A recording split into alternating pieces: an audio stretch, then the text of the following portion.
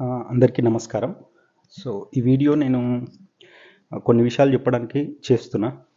So, మీరు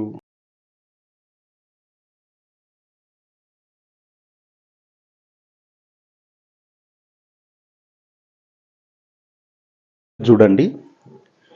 so, basic ఏందంటే మన ఇండియాలో దాదాపుగా 5,000 యూనివర్సిటీస్, 5,000 పైచిలుకు యూనివర్సిటీస్ ఉన్నాయి. ప్రపంచంలో ఎక్కడ లేనన్ని యూనివర్సిటీలు మన ఇండియాలో ఉన్నాయి. Highest number of universities. China, America ఎక్కడ లేవు మన దగ్గర ఉన్నన్ని. ఇండోనేషియా ఇంకా పెద్ద పెద్ద ఎక్కువ పాపులేషన్ ఉన్న దేశాలలో కూడా మన దగ్గర ఉన్న యూనివర్సిటీలు ఎక్కడ లేవు. 5,000 పైచిలుకు యూనివర్సిటీలు ఉన్నాయి.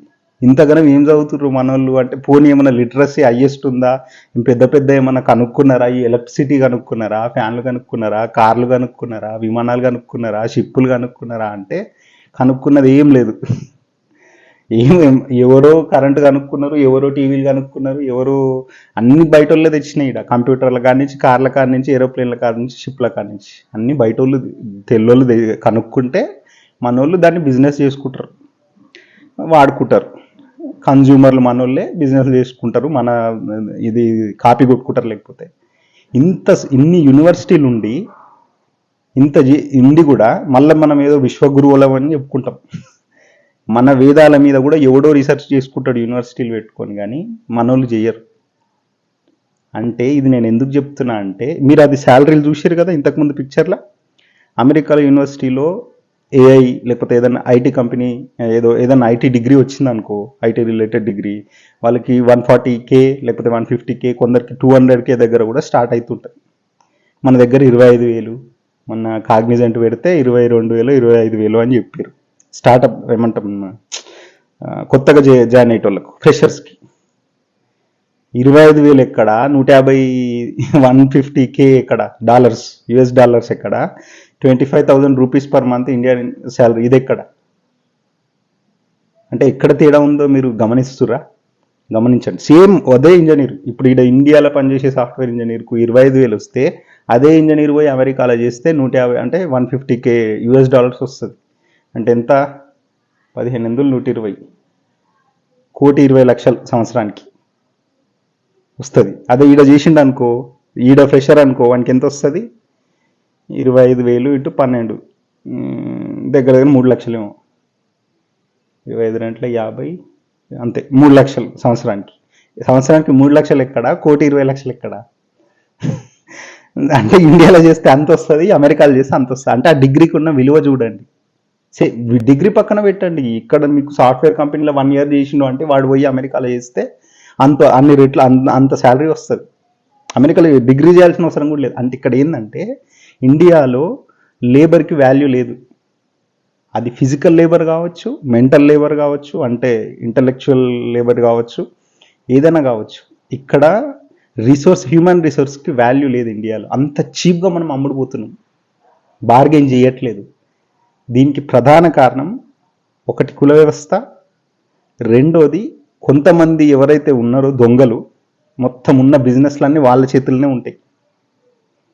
ఇక వేరేని రానియడి. ఇప్పుడు నువ్వు ఏదన్నా ఇన్నోవేట్ చేసేది, ఒక కొత్త ప్రోడక్ట్ కనుక్కొని మార్కెట్లో పోయినావు అనుకో, ఇండియన్ మార్కెట్లకు, ఈ దొంగలు ఎవరైతే ఉంటారో పైసలు ఉన్న వాళ్ళు వీళ్ళు ఎదగనియరు.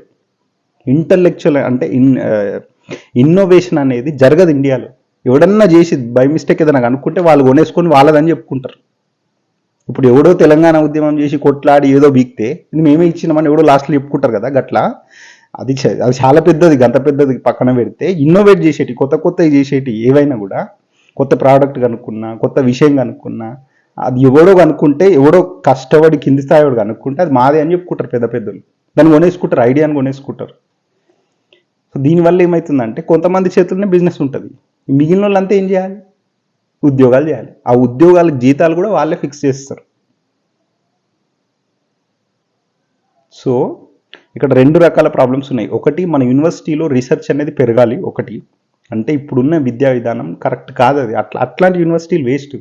ఈవెన్ ఐఐటీలు కూడా దండిగా నా దృష్టిలో.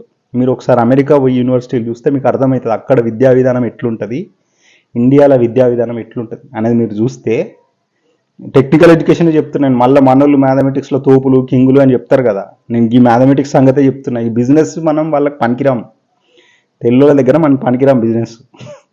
నేను ఓన్లీ టెక్నికల్ ఎడ్యుకేషన్, మనం టెక్నికల్లో తోపు మ్యాథమెటిక్స్లో తోపు అని చెప్పుకునే దాని గురించి చెప్తున్నా. మన యూనివర్సిటీలు బక్వాస్, ఐఐటీలు కూడా వేస్టే. మనం తక్కువ చేసుకోవడం కాదు ఇక్కడ నా ఉద్దేశం. మళ్ళీ డబ్బా కొట్టి ఇండియా డబ్బా కొట్టుకునేటోళ్ళు వస్తారు కదా, నిజాన్ని గ్రహిస్తే మనం అట్లా మార్చవచ్చు.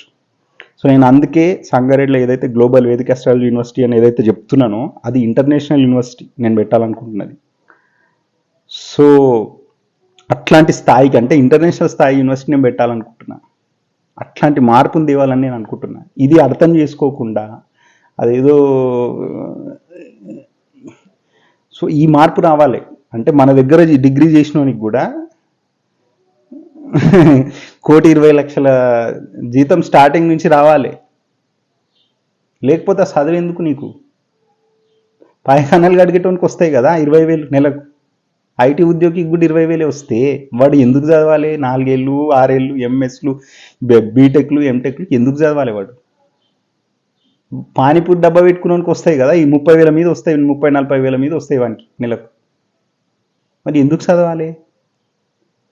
ఈ చదువులకు విలువ ఉన్నదా? లేనప్పుడు యూనివర్సిటీలు ఏమిటి? ఎందుకు ఇన్ని గణం యూనివర్సిటీలు? అందుకే మనం పెట్టే యూనివర్సిటీ ఎట్లుండాలి, మిగిలిన యూనివర్సిటీ లేపేయండి అసలు, పనికి మాలిన యూనివర్సిటీలు. ఇప్పుడు ఎక్కడైతే ఇప్పుడు ఏదైనా సరే డాలర్ టర్మ్స్లో చూడాలి. మనం ఇంత ఖర్చు పెట్టి డిగ్రీ తెచ్చుకుంటున్నాం అన్నప్పుడు దాన్ని 2 ఏళ్లలో ఎంతనో దాన్ని తీర్చేసి సంవత్సరం లోపల సంవత్సరం ఉద్యోగం చేస్తే ఈ లోన్లు వెళ్ళిపోతాయి, విద్య మీద తెచ్చుకున్న లోన్లు వెళ్ళిపోతే మిగిలింది నువ్వు బతకొచ్చు అనేటట్టుగా ఉండాలి మన విద్యా విధానం. ఇప్పుడు నువ్వు ఒక డిగ్రీ చేయాలంటే, ఇప్పుడు నువ్వు ఒక బీటెక్ చేయాలి మహీంద్రా యూనివర్సిటీలో చేయాలంటే 20 లక్షలు అవుతుంది. ఆ 20 లక్షలు వాడు ఎప్పటికి తీర్చుకోవాలి? ఎంఎస్ డిగ్రీనే వస్తుంది అమెరికాలో 20 లక్షలతోటి. వీడు ఇండియాలో 20 లక్షలు పెట్టి చేసడం అంటారు కదా, సరే చేస్తారు, అది ప్రాబ్లం కాదు. ఇక్కడ కూడా డిగ్రీ పెద్ద ఎడ్యుకేషన్ల ప్రాబ్లం అని కాదు, కానీ ఉద్యోగం. ఇప్పుడు వాడు బయటకు వచ్చి ఉద్యోగం చేసేటప్పుడు వాడు సంవత్సరం లోపల వాడు లోన్ తీర్చుకోలేదనుకో, అది ఎందుకు? ఆ విద్య ఎందుకు? అంటే మన బయట వాతావరణం కూడా మారాలి, మనకు శాలరీలు మారాలి, బార్గెనింగ్ పవర్ పెరగాలి. అది పెరగాలి అంటే ఈ డిమాండ్ సప్లై అనేది ఉంది కదా, దీంట్లో మార్పు రావాలి. ఊరికేనే అమ్ముడుపోదు. అంటే జనాలు కొత్త బిజినెస్లు పెట్టడానికి ఫ్రీగా అట్లా ఆ ఎన్విరాన్మెంట్ క్రియేట్ చేయాలి గవర్నమెంట్. రీసెర్చ్ కోసం ఫండింగ్ ఇవ్వాలి. అవి ఏవి లేదు మన గవర్నమెంట్కి, అసలు అది ఏనే లేదు. ఒకటి ఎవరికి లేవు, కాంగ్రెస్ వాళ్ళకి అసలే లేదు, వీళ్ళకు లేదు సమస్య ఒకటి. సో నేను అందుకే ఒకటి ఇంటర్నేషనల్ యూనివర్సిటీ అని, నేను అంటే ఇంటర్నేషనల్ అని ఎవడైనా పేరు పెట్టుకుంటాడు, అట్లా కాదు. మనం ట్రూలీ ఇంటర్నేషనల్ పెట్టాలనుకుంటున్నాం సంగారెడ్డిలో. దాని ద్వారా మేము చూపిస్తాం ఎట్లాంటి యూనివర్సిటీలు ఇండియాలో ఉండాలి అనేది నేను చూపిస్తాం. ఇక్కడ పెట్టి సంగారెడ్డిలో మాకు అవకాశం ఇవ్వండి అని చెప్పి నేను అడుగుతున్నా ఈ వీడియో ద్వారా. ఒకటి. రెండోది ఏంటంటే, సో నేను చెప్పిన కదా గ్రో టుగెదర్ ఇండస్ట్రియల్ యాక్ట్ 2025 అనేది నేను తెలంగాణ అసెంబ్లీలో పాస్ చేయాలనుకుంటున్నా. ఈ సిస్టర్ సిటీ అని చెప్పిన కదా సంగారెడ్డి సెయింట్ క్లౌడ్. సో దాని ద్వారా ఏమవుతుందంటే, నేను మొన్న ఒక మెసేజ్ కూడా పెట్టిన అందరికి వాట్సాప్లో సంగారెడ్డిలో. బట్ ఎనీవే, సో నేను చెప్తా grow together industrial act. So ఇదేంటంటే మన ఇక్కడున్న మిడిల్ క్లాస్ వాళ్ళకి, ఇక్కడున్న విద్యావంతులకి, ఇక్కడున్న వాళ్ళు ఎవరైతే బిజినెస్లు పెట్టాలనుకుంటారో వాళ్ళకి కొత్త అవకాశాలు, బిజినెస్ పెట్టుకునే అవకాశాలు కల్పించడం. గ్రో టుగెదర్ అంటే ఏంటంటే దీన్ని మనం ఫారిన్ కంట్రీస్కి లింక్ చేయడం. ఫారిన్ డైరెక్ట్ ఇన్వెస్ట్మెంట్స్ ఏవైతే వస్తుంటాయో, ఇప్పుడు మన ఇండియాలో హైయెస్ట్ గుజరాత్, మహారాష్ట్ర, తమిళనాడు, ఇంకోటి 2 రాష్ట్రాలు ఉన్నాయి. సో అక్కడ హైయెస్ట్, మన తెలంగాణ 5వ స్థానంలో ఉంది ఫారిన్ డైరెక్ట్ ఇన్వెస్ట్మెంట్లో తీసుకురావడంలో. మన తెలంగాణ 5వ రాష్ట్రం, 5వ స్థానంలో ఉంది దేశంలో. గుజరాత్కి హైయెస్ట్ వస్తాయి. ఎందుకు వస్తాయంటే ఇప్పుడు అక్కడ ఉన్న పెద్ద పెద్ద బిజినెస్ వాళ్ళు ఉంటారు కదా, ముఖేష్ అంబానీ, అదానీ, వాళ్ళకి ఎక్కువ వస్తాయి. ఇప్పుడు పెట్రోలియం దీంట్లోకి ఎక్కువ వస్తాయి ఫారిన్ ఇన్వెస్ట్మెంట్లు. ఎందుకంటే వాళ్ళు బాగా ఇది ఉన్నారు, వాళ్ళ స్టాకులు గట్టిగా ఉన్నాయి, ప్రభుత్వం వాళ్ళే తెచ్చుకుంటారు కాబట్టి. ఇప్పుడు ఎవరు వచ్చినా అది అంబానీదే కదా. ఇప్పుడు ఈరోజు మధుయాష్కి గారు మీటింగ్ పెట్టి అదానిని తిడతా ఉన్నాడు, అదాని మొత్తం మోడీ మొత్తం అదానికి చేసిండు అని. మీరు గత 70 నుంచి ఇప్పటి వరకు, అంటే గత 50 ఏళ్ళుగా మీరు అంబానీ కుటుంబాన్ని పెంచి పోషిస్తలేరా మధుయాష్కి గారు, మీ కాంగ్రెస్ పార్టీ? అన్ని టెలిఫోన్ కంపెనీలు అన్నీ వాళ్ళే, ఉన్నాయన్నీ వాళ్ళే కదా, వాళ్ళకి చేసిందే మీరు. అప్పుడు పెట్రోలియం ఏం చేసిరో మీకు తెలియదా? అన్నీ ఇప్పుడు ఇండియన్ ఆయిల్ కార్పొరేషన్ ఉంది, లేకపోతే మిగిలిన గవర్నమెంట్కి సంబంధించిన అన్ని ఆయిల్ కంపెనీలలో ముఖేష్ అంబానీ మనుషులే పనిచేస్తారు. వీళ్ళకి రావాల్సిన ప్రాజెక్టులు వాళ్ళకే పోతాయి. మొత్తం అంబానీ అట్లనే చేస్తాడు కదా. దీన్ని ప్రభుత్వ సంస్థలను నిర్వీర్యం చేసి అన్ని ఆయన తీసుకుపోతాడు కదా అంబానీ. మీరు అంబానీ కాంగ్రెస్ పెంచి పోషించిన మనిషే కదా. మొన్న ఎలక్షన్కి ముందు మళ్ళీ మీకు ఏం అందలేవా? అంది నేను ఎక్కడున్నా చదివినా. మీకు ఎప్పుడు అసలు అంబానీ నుంచి మీకు అందనే లేవా మీ కాంగ్రెస్ పార్టీకి? ఇప్పుడు నువ్వు అదాని అన్నట్టు ఆయన ఒక ఆయన బీజేపీ మోడీ వాళ్ళు చేసిరేమో, తప్పేమో ఒప్పో, అది తర్వాత కోర్టులు తెలుస్తాయి, మీరు అడుగుండి. కానీ మీరేదో బీజేపీ అనే పార్టీ 1980లో వచ్చింది. మీరు ఎప్పటి నుంచి ఉన్నారు? ఎంతమందిని పోసి అసలు ఎన్ని స్కామ్లు ఉన్నాయి? బోఫర్ స్కామ్ గురించి మాట్లాడి చెప్పు. నువ్వు ఇప్పుడు డిఫెన్స్ స్కామ్ల గురించి నువ్వు ఇప్పుడు మాట్లాడుతున్నావు. ఈ మోడీ వచ్చినాకనే కదా కాశ్మీర్ మొత్తం మనకైపోయింది. అంతకుముందు ఎట్లుండే అది? ఇప్పుడు ఈ వెస్ట్ బెంగాల్ ఏం జరుగుతుంది? ఇన్ఫిల్ట్రేషన్స్ ఎట్లయితున్నాయి? మీ పార్టీ ఉన్నప్పుడే ఇదంతా జరిగింది. ఇప్పుడు ఇంకా మోడీ గారు వచ్చినాక కొంచెం సెక్యూరిటీ పెరుగుతుంది, ఎట్లనో ఇంకొంచెం ఇంకా పెరుగుతుంది రాను రాను. డిఫెన్స్ బడ్జెట్ కూడా మంచిగా అవుతుంది. ఏదో ప్రైవేటైజ్ ఇప్పుడు ప్రపంచంలో అంతటా ఉంటుంది డిఫెన్స్ ప్రైవేటైజేషన్ అనేది. ఆయన తీసుకున్నాడు అంటే మరి గవర్నమెంట్లో చూడు. ఇప్పుడు ఫర్ ఎగ్జాంపుల్ ఇప్పుడు జిహెచ్ఎంసీలో హైడ్రా అని చెప్పి మొత్తం కూలగొడుతున్నారు కదా. ఫర్ ఎగ్జాంపుల్ చెప్తున్నా మీకు, కూలగొడుతున్నారు. ఇప్పుడు ఆ కూలగొట్టిన వాళ్ళకి అందరికీ మీరు పర్మిషన్లు ఇచ్చింది గవర్నమెంట్ ఎంప్లాయీసే కదా. ఈ గవర్నమెంట్ ఎంప్లాయీస్ అంతా గవర్నమెంట్ సంస్థలే కదా, వాళ్ళకి పర్మిషన్లు ఇచ్చినాయి. మీరు ఇల్లు కట్టుకోండి, ఏంటన్నా కట్టుకోండి అని పర్మిషన్లు ఇస్తేనే వాళ్ళు కట్టుకున్నారు. ఇప్పుడు మీరు హైడ్రా పేరు చెప్పి వాళ్ళని గులగొడుతురు. మరి పర్మిషన్లు ఎందుకు ఇచ్చారు? ఇప్పుడు ఎందుకు గులగొడుతురు? ఆ ఇల్లు ఎవరికో కబ్జా చేసి ఇల్లు కట్టుకున్నాడు, ఎవరికో అమ్మేసుకుంటాడు ఆల్రెడీ. వాడు బాగానే ఉంటాడు, అప్పుడు పర్మిషన్లు ఇచ్చిన వాళ్ళు బాగానే ఉంటారు. ఇప్పుడు అది కొన్నోళ్ళు ఇది కావాలనా? సో ప్రభుత్వ సంస్థలు ఏమో ఇట్లుంటాయి, ప్రభుత్వ అధికారులు ప్రభుత్వ సంస్థలు ఇట్లుంటాయి. మరి డిఫెన్స్ను ప్రైవేటైజ్ చేయకపోతే ఏం చేయాలి నరేంద్ర మోడీ గారు? ప్రైవేట్ కంపెనీని మంచిగా నడిపే శక్తియుక్తులు ఉన్నాయి అదానికి కాబట్టి ఇచ్చిండేమో. అందులో తప్పు ఒప్పులు ఉంటాయి. మేము అదాని ఏమి చట్టానికి ఏమంటాం అతిథుడు కాదు. అందులో తప్పులు ఉంటే మీరు పోయి చెప్పుకోండి. మీరు రేపొద్దున మీరు అధికారంలోకి వచ్చిన రోజు ఏమైనా చేస్తారేమో కదా. ఆయన తప్పులు ఉంటే ఎవడైనా జైలుకోవాల్సిందే. గుజరాత్ వాళ్ళు పోవద్దు, అదాని పోవద్దు, అంబానీ పోవద్దు అని ఏం లేదు. మీరున్నప్పుడు అంబానీకి చేసిరు కదా. అంబానీని వేసిరా జైల్లో. మా సత్యం రామలింగరాజును అయితే 2008లో ఇరికిచ్చిరు. మరి అంబానీ ఎప్పుడైనా కనబడ్డా మీకు? అప్పట్లో జైపాల్ రెడ్డి గారు వీరికి అగేన్స్ట్గా మస్తు మాట్లాడిరు. అరవింద్ కేజ్రీవాల్ కూడా కాంగ్రెస్కి అగేన్స్ట్గానే మాట్లాడిండు. మరి అప్పుడు అంబానీని వేసిరా మీరు? అంబానీ అయితే మంచిగానే ఉన్నాడు. మా సత్యం రామలింగరాజును ఉండబోయి జైలు వేసిరు. ఈయననేమో హార్వర్డ్ యూనివర్సిటీలో చదవాలి, వాళ్ళేమో ఫ్యామిలీ బిజినెస్, అది మొత్తం దోచుకోవడమే, అది న్యాచురల్ రిసోర్సెస్ దోచుకుంటాడు. మరి ఆయన వేసిర్రా మీరు చక్కగా మీరు 75 చేసినవి అన్నీ ఓని ఇప్పుడు వచ్చి ఒక అదాని ఒకటే కదా, మీరు అది కూడా ఉంటే జైలు వేసుకోండి మీరు వచ్చినాక. అందులో కూడా ఏం లేదు తప్పు. అది తెలుసుకోండి, అదేం కాదు. కానీ మీరేదో సత్యపూసలు అయినట్టు ఒక్క అదానిని పట్టుకొని ఆయన మీద పడి మోడీ ఎన్నో చేసి ఈ జిఎస్టీ కానీ ఇవన్నీ ట్యాక్సులు ఇవన్నీ వచ్చినాయి. మళ్ళీ అదేంది డిజిటల్ ట్రాన్స్ఫర్మేషన్ జరిగింది, మొత్తం చాలా జరిగినాయి కదా. ఇవన్నీ ఇన్ని మంచి జరిగినప్పుడు, ఇంత మంచి జరిగినప్పుడు ఒకటో రెండో అక్కడిక్కడ ఉన్నాయంటే మన వ్యవస్థనే తప్పు ఉంది కదా. ప్రజలకే తెలియదు. ఇవాళ రియల్ ఎస్టేట్లోనే మస్తు ఇది లేదా, కరప్షన్ జరుగుతలేదా? అదంతా ట్యాక్స్ మనీనా, బ్లాక్ మనీ కాదా? కాబట్టి ఆయన ప్రయత్నం చేస్తున్నారు, మోడీ గారు ఏదో ప్రయత్నం చేస్తున్నారు ఆయన తోచిన కాడికి. అది ఒక్కటో రెండో అక్కడ ఉంటే మీరేమో అందులో ఏమైనా తప్పు ఉంటే మీరు చేసుకోండి మీరు వచ్చినాక. కానీ మీరు మొత్తం వ్యవస్థను కుప్పగొల్చిందే, మీరు మొత్తం సర్వనాశనం చేసి ఇచ్చిందే మీ కాంగ్రెస్ వాళ్ళు. కేవలం గాంధీ ఫ్యామిలీని ఇది చేసుకోనికే మీరు ఇది చేసిర్రు. ఇప్పుడు తెలంగాణకు రాజీవ్ గాంధీకి ఏం సంబంధమో దేవుడు ఎరుగు. అదో సోనియా గాంధీ బొమ్మ పెట్టినా ఏమన్నా ఇజ్జత్ ఉంటుండే. రాజీవ్ గాంధీకి ఏం సంబంధం? ఇప్పుడు మీది బీసీలే కదా, మధుయాష్కి గారు మీరు. మరి ఆయనను అంజయ్యని తిట్టింది రాజీవ్ గాంధీ కాదా? ఇప్పుడు ఆయన బొమ్మ తీసుకొచ్చి ఈయననే మీకు ఇదని చెప్పి మీరు పెడుతున్నారా? మీకన్నా తెలియాలి కదా. అది పొద్దున లేస్తే బీసీ అని మాట్లాడుకునేటోళ్ళు మీకన్నా తెలిసి ఉండాలి కదా. ఇట్లా మాకు అన్యాయం చేసింది కాంగ్రెస్ పార్టీ అని, రాజీవ్ గాంధీ ఫ్యామిలీ అన్యాయం చేసింది మాకు బీసీలకు అని తెలిసి ఉండాలి కదా మీకు. మీరు అడగరు. మీకేం రాదు. మీకు అల్టిమేట్లీ నువ్వు చూసుకుంటావు. ఎవరి దాకా చూసుకుంటారు. అక్కడ వాళ్ళు అక్కడ రేవంత్ రెడ్డికి ఏం కావాలో ఆయన చూసుకుంటాడు. నీకేం కావాలో నువ్వు చూసుకుంటావు. మీకు అధికారం కావాలి, మంది మీద బుర్ర చల్లాలి, చల్లుతారు. మీ తప్పులు మాత్రం మీరు చెప్పారు కదా. అది సో సో ఇది అయితే ఏంటంటే ఈ నేను గ్రో టుగెదర్ యాక్ట్ అనేది నా మేనిఫెస్టోలో ఏదైతే పెట్టినో, సో అది ఈ ఫారిన్ డైరెక్ట్ ఇన్వెస్ట్మెంట్స్ అనేటివి ఆ గుజరాత్ వాళ్ళకు లేకపోతే ఇట్లాంటి వాళ్ళకే కాకుండా మన తెలంగాణ వాళ్ళకి కూడా రావాలి కదా. ఇప్పుడు 5వ స్థానంలో ఉంది తెలంగాణ. దాన్ని ఇంకా ముందుకు పోయిపోవాలి, ఇంకా పెంచాలి. అంటే ఇంకా పెంచాలంటే ఏం చేయాలి? ఏమంటే మనోళ్ళని బిజినెస్ వాళ్ళని తయారు చేసుకోవాలంటే ఏం చేయాలి అనేది నేను దానికోసమే ఆ చట్టం రూపొందించాలి అనేది నా ప్లాన్. దాన్ని నేను మొత్తం తయారు చేసి నేను ఇస్తా, కాంగ్రెస్ గవర్నమెంట్కి ఇస్తా. మీరు ఏమైనా చేసుకోండి, లేకపోతే మా బీజేపీ ప్రభుత్వము ఇంకో ప్రభుత్వము నన్ను ఎవరు ఎన్నుకుంటే ఆ ప్రభుత్వంతో నేను ముందుకు పోతా. దాని మీదనే నేను పనిచేస్తా.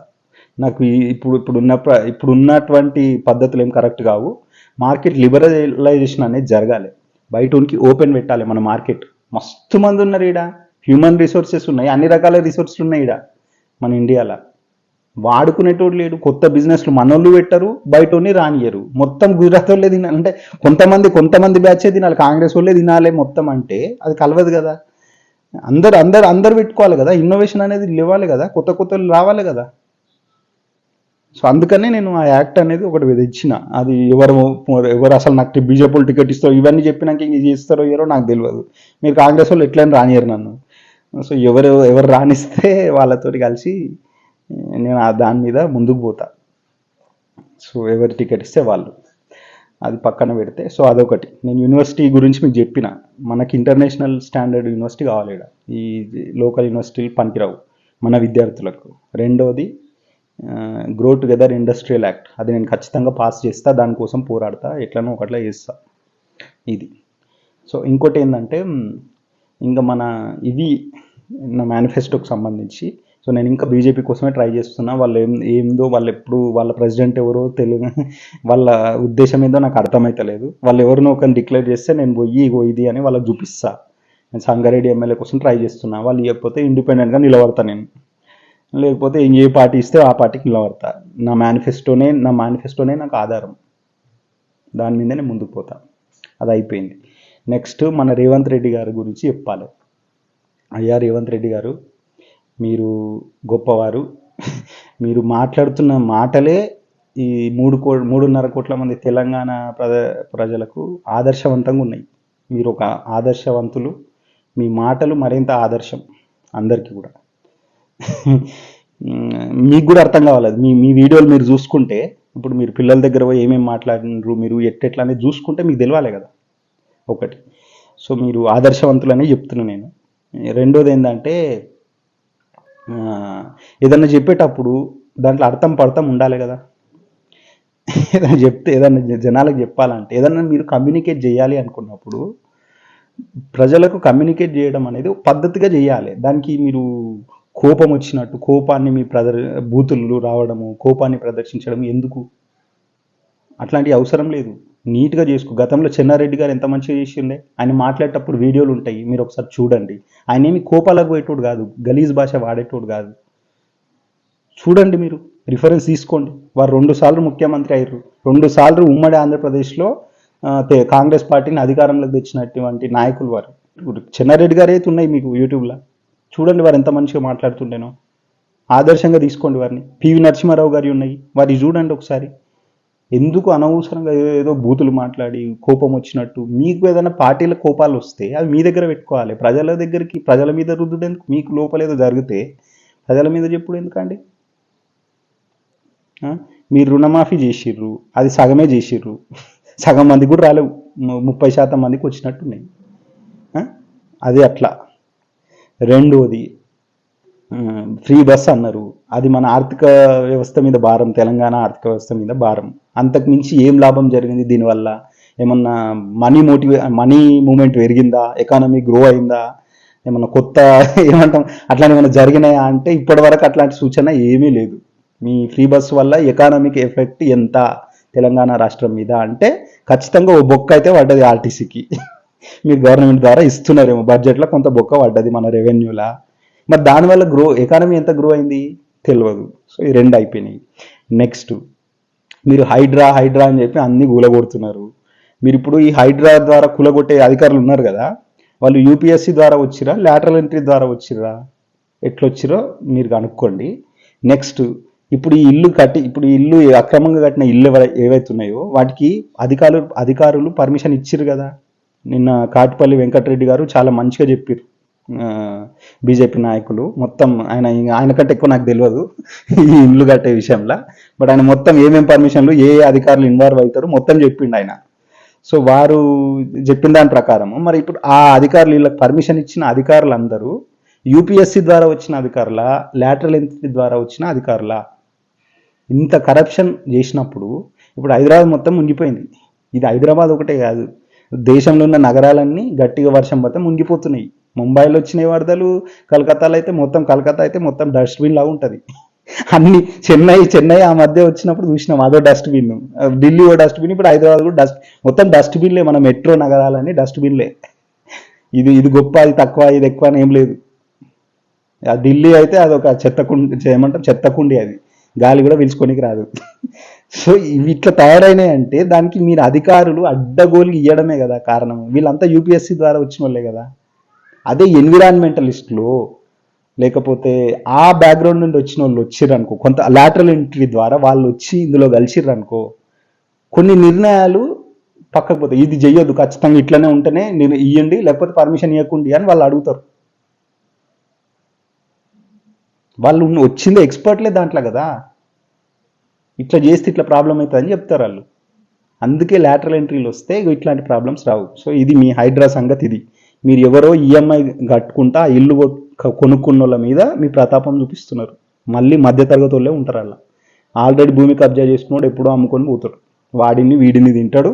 నువ్వు వచ్చి వీళ్ళని మీకు కూడా అందుండవచ్చు, మీ వాళ్ళకి కూడా ఎవరికైనా అందేమో నాకు తెలియదు. మీ దానం నాగేందర్ లాంటి వాళ్ళు అందుకెళ్ళి ఇళ్ళకి వచ్చారు కదా, అందుకే ఆయన వదులుతున్నాడేమో మనకు తెలియదు కదా. అట్లాంటి వాళ్ళకి ఎవరికైనా అందినేమో, నువ్వు వాళ్ళకి కూలగొట్టంగానే వాళ్ళకి మండిందేమో మనకు తెలియదు. మొత్తానికి ఈఎంఐలు కట్టేది మిడిల్ క్లాస్ వాళ్ళు, నష్టపోయేది మిడిల్ క్లాస్ వాళ్ళు. ఇది కూలగొట్టడం వల్ల నీకు సుఖమే, కబ్జా చేసినోనికి సుఖమే, అమ్ముకున్నోనికి మీరు బాగానే ఉన్నారు. ఈ రుణమాఫీ అట్లా సగం సగము, ఈ హైడ్రా ఇట్లా మామిన్నే, ఆ బస్సు ఫ్రీ బస్సు ఏమో మాకే బొక్క. ఇక రైతు బంధు మొత్తానికే బంధు, రైతు బంధు ఇప్పటిదాకా వాడలే, అది మొత్తానికి బంద్ చేసినావు. ఆ పెన్షన్లో 2 నెలలు ఇవ్వలేవంట అప్పుడు, అది ఇప్పుడు 4,000 2,000 కూడా వస్తున్నాయి లేదో నాకు తెలియదు, వస్తలేవని అంటున్నారు ఎవరైనా. గాడికే పాతదే ఉన్నదా అంటున్నారు. ఇక మరి నువ్వు వచ్చి చేసింది ఏమది, ఏం చేసినావో నీకే తెలియాలి. కయ్య అరుస్తున్నావు. ఎందుకు అరుస్తున్నావు? ఎవరి మీద అరుస్తావు నువ్వు? ప్రజల మీదనా అరిచేది? ఏదన్నా ఉంటే చెప్పు. నాయకుడు అనేటోడు ప్రజలు అర్థం చేసుకుంటారు కదా. నీకేమైనా బాధ, నీకేమైనా నొప్పి అయితే జనాలు అర్థం చేసుకుంటారు. చెప్పుకునే పద్ధతి ఉండదా? బూతులేనా మాట్లాడేటి? ఇంకోటి, ఇప్పుడు ఆంధ్ర చంద్రబాబు నాయుడు అనే ఒక దుర్మార్గుని పాలన చూసినాక ఆయనకంటే రేవంత్ రెడ్డి పాలన బెటరే.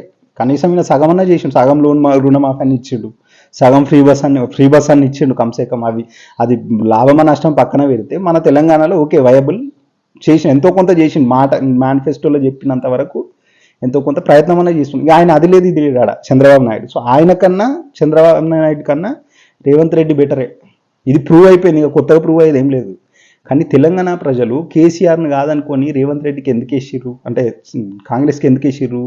కేసీఆర్ కన్నా మంచి ముఖ్యమంత్రి కావాలనుకున్నారు. మాకు ఆయన ఆల్రెడీ మంచిగానే ఉన్నాడు, జర అహంకారము ఫ్యామిలీ అది ఇది అయ్యి అంతకన్నా మంచోడు కావాలి అనుకొని వీళ్ళకి వేసిర్రు. వేస్తే వీళ్ళు ఎవరిని ఇచ్చిర్రు? మాకు రేవంత్ రెడ్డిని మా మొహాన వాడేసిర్రు కాంగ్రెస్ పార్టీ వాళ్ళు. మరి ఈయన ఆ ఎక్స్పెక్టేషన్ రీచ్ అవుతున్నాడా? రీచ్ అవుతలేడు. చంద్రబాబు స్థాయి దాటగలిగిండు రేవంత్ రెడ్డి, కానీ కేసీఆర్ స్థాయి దాటలేకపోతున్నాడు. మరి ఎట్లయితే దాటుతాడు అనేది కాంగ్రెస్ వాళ్ళు ఆలోచించుకోవాలి, లేకపోతే గెలువరు వచ్చేసారు మీరు. ఇంకా రాహుల్ గాంధీ గారు లాటరల్ ఎంట్రీ మీద ఏమన్నారంటే, రిజర్వేషన్లు నష్టమైతాయి లాటరల్ ఎంట్రీ అంటే. ఇప్పుడు రేవంత్ రెడ్డి అన్నట్టు ఆయన లాటరల్ ఎంట్రీనే వచ్చింది మీ పార్టీకి. ఆయన రావడం వల్ల మరి బట్టి విక్రమార్క గారికి బీసీలకు ఎస్సీలకు నష్టం జరిగింది కదా. మీరు చెప్పే ప్రకారమే ఈయన లాటరల్ ఎంట్రీ వచ్చినట్టే కదా. మరి నన్ను పక్కకు పడేసి మరి రిజర్వేషన్లు రావాల్సిన వాళ్ళకి న్యాయం చేస్తారా? లేకపోతే వాళ్ళకే పక్కకు పడేసి ఈయననే పెట్టుకుంటారా? మీ పార్టీని గెలిపించింది ఎవరు? రేవంత్ రెడ్డా, బీసీలా, ఎస్సీలా, లేకపోతే రాహుల్ గాంధీ? ఎవరు గెలిపించారు మీ పార్టీని? ఎవరో గెలిపిస్తే మరి ఈయన ఎందుకు చేశారు? బయట నుండి వచ్చిన లాటరల్ ఎంట్రీ నుండి వచ్చిన రేవంత్ రెడ్డిని ఎందుకు ముఖ్యమంత్రిని చేశారు? సో మీకు అక్కడేం రిజర్వేషన్ దెబ్బతినలేవు ఈయన బయట ఉన్న తెచ్చుకొని చేస్తే. మీ పార్టీలో సీనియర్ లేరా? వాళ్ళకి ఇచ్చుకొని ఉంటారు మీరు. ఈయనకి ఎందుకు ఇచ్చారు? మీకేవో మీ ఆర్గనైజేషనల్గా మీ ఆర్గనైజేషన్ బాగుండాలంటే లాటరల్ ఎంట్రీ కావాలి, బలంగా ఉండాలంటే.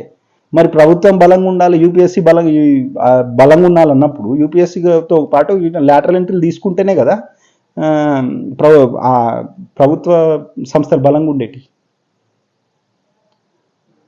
సేమ్ లాజిక్ ఇక్కడ, అక్కడ అదే లాజిక్, ఇక్కడ అదే లాజిక్. మీ కాంగ్రెస్ గట్టిగా ఉండాలి, ప్రభుత్వం గట్టిగా ఉండొద్దా? ఇక్కడ మాత్రం ఈ లంచగొండ్లు, ఈ హైడ్రా, ఈ ఇండ్లకు కరప్షన్ వాళ్ళు ఎవరైతే పర్మిషన్లు ఇచ్చారో ఇట్లాంటి లంచగొండ్లే ఉండాలనా? అర్థం ఉండాలి కదా, లాజిక్ ఉండాలి కదా. మీకో న్యాయము, అక్కడ ఒక న్యాయమా? ప్రజల సంపద దగ్గర ఒక న్యాయం ఉంటుంది, మీ పార్టీది ఒక న్యాయమా? ఇంకోటి, ఆరోగ్యశ్రీ అనేది అసలు ఉందా లేదా? ఎందుకు అడుగుతున్నా అంటే, నిన్న మా స్నేహితుడు, ఒక దళిత్ స్నేహితుడు, ఒక ఆయన మిత్రుడు, వాళ్ళకి గత 4 నెలల కింద వాళ్ళ వైఫ్కి ఏదో ప్రాబ్లం వచ్చి హాస్పిటల్కి పోయిండు. 4 హాస్పిటల్ తిరిగితే ఎండ్ల లేదన్నారు ఆరోగ్యశ్రీ. ఇప్పుడు మళ్ళీ ఏదో ప్రాబ్లం వచ్చింది, ఇంకో దాంట్లోకి పోయిండు. మళ్ళా 2-3 తిరిగితే ఆడలేవన్నారంట. ఎండ్ల ఆరోగ్యశ్రీ లేదని ఎండ్లను దాంట్లో. అప్పుడు ఆయననే బిల్లు ఆయన దగ్గర ఆరోగ్యశ్రీ కార్డు ఉన్నది, అన్ని రకాలుగా అర్హుడు, ఆయన దళితుడు, అన్ని రకాలుగా అర్హుడు. ఆయన ఇన్కమ్ ప్రకారం చూసినా రేషన్ కార్డు ఉంది, ఆరోగ్యశ్రీ కార్డు ఉంది, అన్నీ ఉన్నాయి. హాస్పిటల్ ఎండ్లకు వాళ్ళని తెలియక ఆయన ప్రైవేట్ దాంట్లోకి పోయి అందులో కడుతున్నాడు పైసలు. కొంచెం సీరియస్ ప్రాబ్లం ఉండే. అప్పుడు 4 నెలల కింద ఒకటి పోయిండు, ఇప్పుడు మళ్ళా హాస్పిటల్కి పోయిండు. ఆయనకు ఆరోగ్యశ్రీ లేదు, ఏం లేదు, ఆయన జేబులోకి వెళ్ళి కడుతున్నాడు పైసలు. ఆయనకు ఉద్యోగం లేదు, 4 నెలల నుంచి ఉద్యోగం పోతలేడు. ఆయన అన్ని మానేసుకొని భార్య చుట్టూ తిరుగుతున్నాడు. మరి ఇప్పుడు ఆయనకు ఎవరు న్యాయం చేయాలి? మన ఆరోగ్య శాఖ మంత్రి ఏమో దళితుడే, మా జిల్లానే, అంటే మా ఉమ్మడి, మా ఆందోళనాయే. సో మా మంత్రే ఉండే, మా జిల్లా మంత్రే ఆరోగ్య మంత్రి, ఆయనకు న్యాయం జరుగుతలేదు. మరి అది ఉన్నదా లేదా? ఆరోగ్యశ్రీ అనేది ఉన్నదా లేదా? ఉంటే దానికి ఏదో పబ్లిసిటీ అన్న జరగాలి కదా. ఇగో గీ హాస్పిటల్ ఉన్నాయి, ఇట్లున్నాయి, వాళ్ళకి అవేర్నెస్ వాళ్ళకి ఇప్పుడు ఎవరైతే ఉంటారో లబ్ధిదారులు ఎవరైతే కావాలనో వాళ్ళకు తెలియాలి కదా. ఇగో ఈ హాస్పిటల్ ఉంది, ఆరోగ్యశ్రీ అన్న బోర్డు అన్న పెట్టుకోవాలి కదా కమ్సే కమ్. వాళ్ళకి అవగాహన కల్పించాలి కదండి మీ ప్రభుత్వ స్కీమ్ల పట్ల. ఎవరికి ఇస్తారు ఆ పైసలు? బడ్జెట్లో పెట్టుకుంటారు, బడ్జెట్లో పెట్టుకున్న పైసలు ఎటు పోవాలి? మీరే మింగాలనా? లబ్ధిదారులకు, అంటే ఎవరైతే లబ్ధి పొందాలనో వాళ్ళకి జరగనప్పుడు ఏం ఫాయిదా మీ స్కీమ్లతోటి? అది ఉందా లేదా అసలు? సో అట్లా ఇంకెంతమంది పోతాడు? నాకు ఒక కేసు తెలిసింది, ఆయనకు రాకపోతే నేను సీఎం రిలీఫ్ ఫండ్ కన్నా అప్లై చేయమని చెప్పిన. అది చేస్తాడో మరి ఏందో నాకు తెలియదు, కానీ అట్లా ఎంతమందికి వస్తలేవు. ఒక ఎగ్జాంపుల్ చెప్పిన నీకు.